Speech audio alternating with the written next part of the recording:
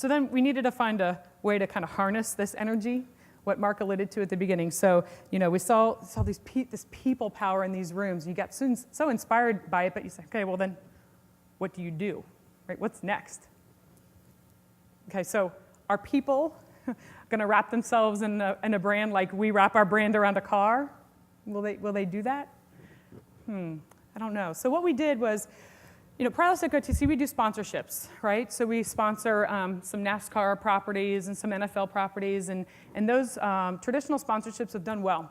So, it's about, really just thinking about the masses' passions and thinking about tapping into them with an insight and the way to talk to them through these passions. So then we said, okay, what if we take a little shift on that paradigm, this sponsorship paradigm?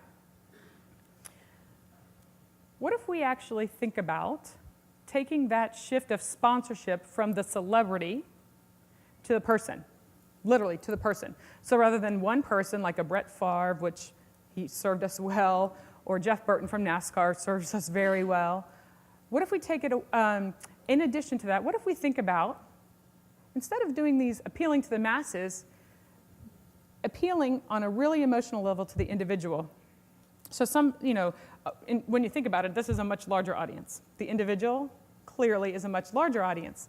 So you tap into these individual passions, and all of a sudden you're actually reaching the entire world, where you speak, I guess, the US. And there's celebrities in waiting to try to be evangelists for your brand. So this is really where what was born out of this was an idea. And this idea was the official sponsor of everything you do without heartburn. Official sponsor of you. So just like what I talked about in our research, we decided to champion real people. We decided to sponsor people, not organizations, not causes.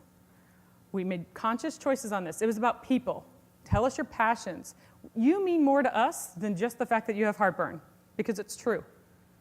You mean more to us than just the fact that you have heartburn. We appreciate all of the passion and energy you bring to yourself and to the world around you, despite the fact you have heartburn. So from kind of tapping into these people's passions from the bottom up, we're actually changing the very notion of sponsorship, right? So we thought about sponsorship entirely, flipped it on its head.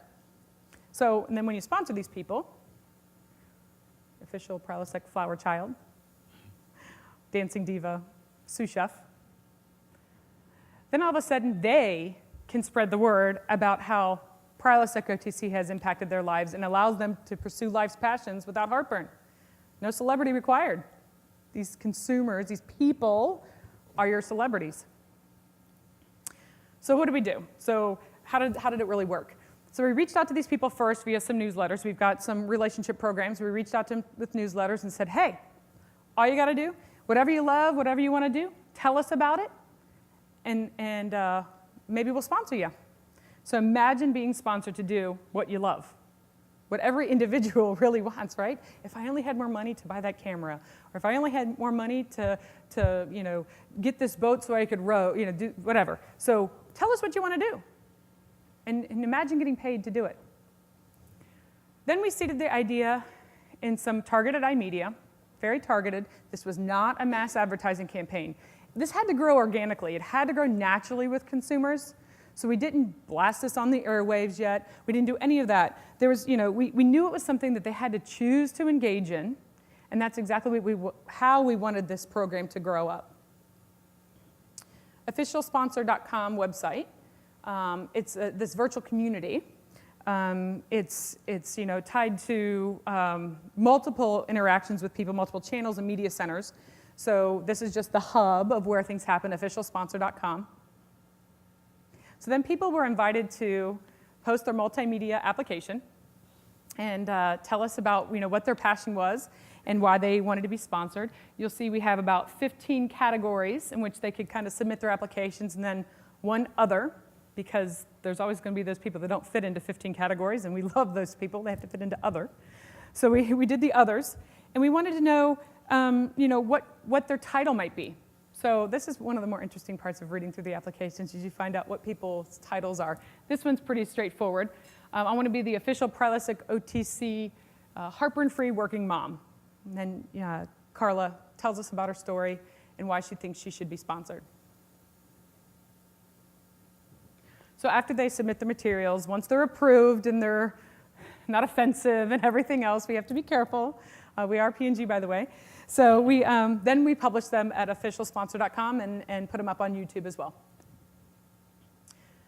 And then the power comes in a little bit where they actually get their friends or family or whatever to go online and vote.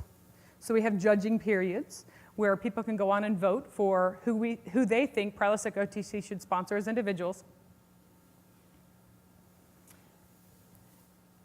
And then one other element of this program, which is really important, everybody knows this, this isn't rocket science either, but it's really important. We have a community manager to try to keep the conversations fresh. So she goes on, she makes sure she engages the people who are engaged with this program or engaged with Prilosec OTC. She keeps the conversation fresh, not only on officialsponsor.com, but on our Facebook fan page as well as Twitter. So these are just some of the logistics on how it works. And then something that's a little different than what P&G would typically do, and probably a lot of advertisers. We created a formal board of judges, of course, and the difference with this is we made this very personal. These are people who work on the business or at the agency where this idea, where we formed and germinated this idea.